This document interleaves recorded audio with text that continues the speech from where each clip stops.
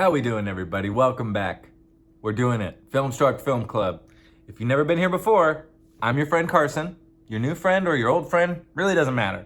But we watch a movie every week.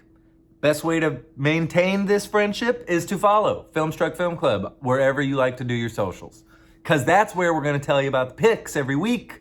And that's where these reviews are going to get posted. Or maybe you're watching it, on YouTube or something. What's up, YouTube?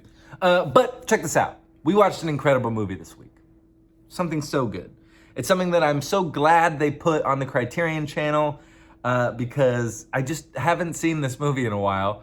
And it's part of one of the best trilogies ever. In fact, I had to just keep watching. So yes, we only picked the first film of this trilogy to watch this week, but of course, I couldn't help myself and I watched the other two. So my brain might be a little scattered because I got 3 films in there and I should be talking about one. But we watched Richard Linklater's the first film in his Before trilogy, Before Sunrise. I adore this trilogy so much, and I know many of you probably do too. It's been seen by a lot of people. The second and third films in this, so it's Before Sunrise, Before Sunset, and Before Midnight. These films all are 9 years apart, which is pretty cool when you think about it, to use that much time in between. It's something Richard Linklater seems to like to do because his film Boyhood also was filmed over 10, 15, 20 years. I forget what it is. He's working on another film right now that takes like 20 years to film. So he likes to take his time. But I think, if I'm not mistaken, this is his real first go at this idea of playing with time. And so in these 3 films, we have our it's really just 2 people talking. That's what this whole trilogy is. It is about love. It is about true love, finding love, soulmates.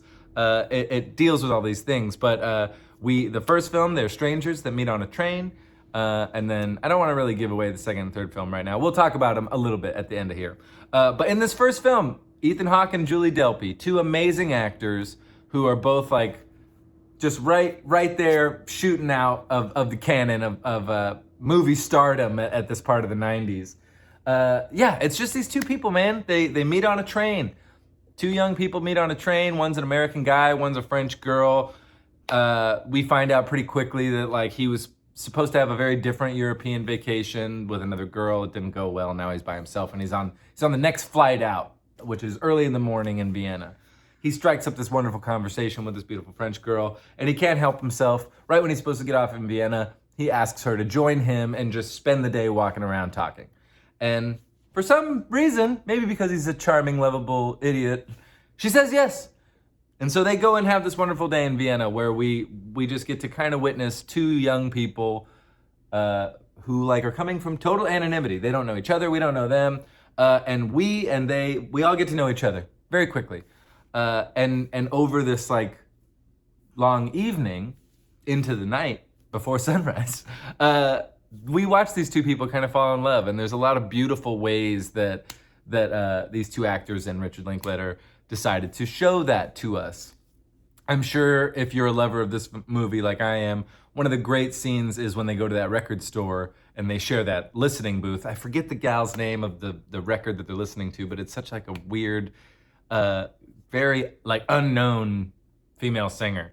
But this shot of the 2 of them just exchanging glances and just missing each other, catching each other, looking at it's really a beautiful just distillation of young love budding before your eyes.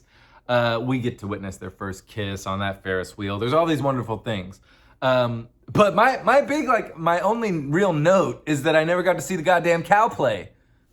I wanted to see the play. They meet these 2 wonderful German guys or Austrian guys, and they tell them a couple things to do, but they invite them to this play where the guy's playing a cow, and it just, I forget the description, but they very briefly kind of talk about what it is, and they invite them to the play, and they say you should come.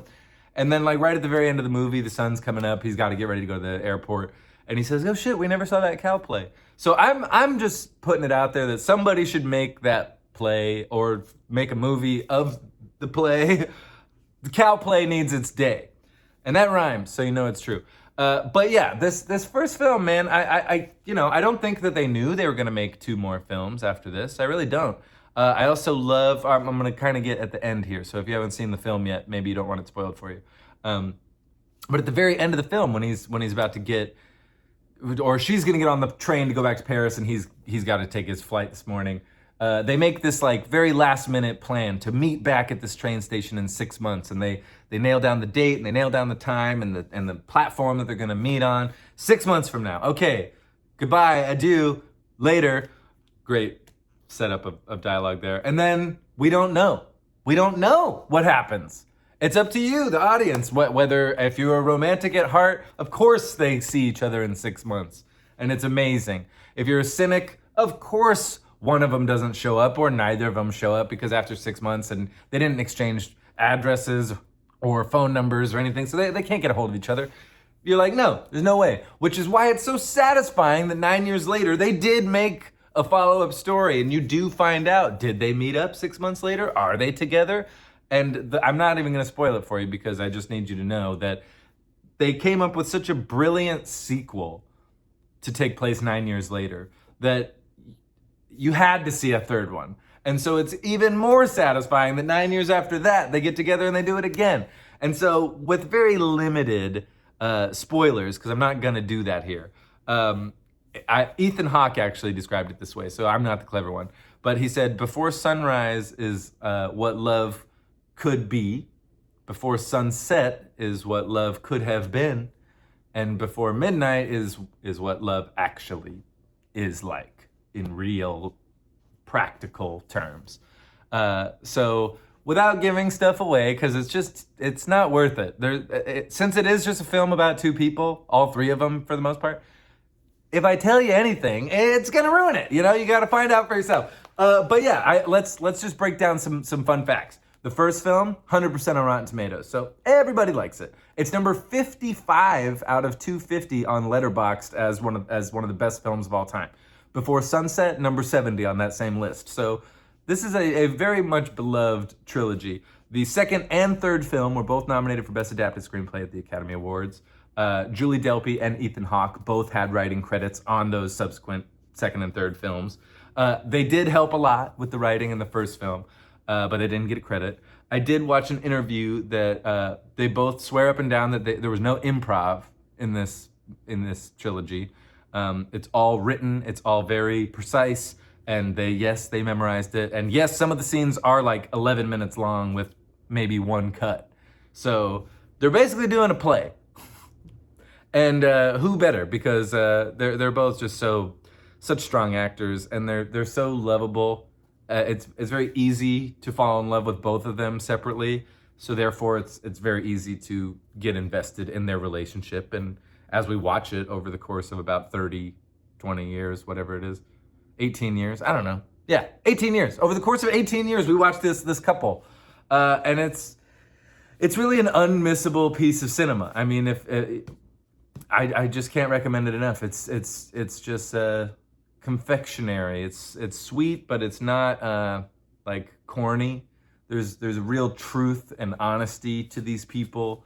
I kind of don't know how they did it. It's like a very subtle magic trick, because neither of them really feel like they're acting.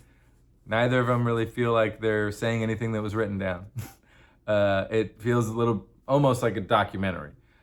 So it's just a stupendous piece of cinema, and I'm so glad that we watched it. I'm even more glad that all three films were available, because if I only watched Before Sunrise and had to wait a decade to watch the second one, I would have been pissed. I broke this thing down like it was Stranger Things, man. I just watched that. I binged all three of them, and you can do it too. And I'm not even going to talk about it anymore. I'm going to get out of here. Hit me up if you want to chat about the Before trilogy or any movie, really. Hit us up. Filmstruck Film Club, baby. Comment away. Let's engage. We got a new pick coming for you tomorrow, so be on the lookout for that. And otherwise, keep enjoying your summer. Keep enjoying all this fabulous cinema. Let me know what you think I should be watching, because I'm always down to watch something. What the hell? Enough time wasted. Bye. Love you.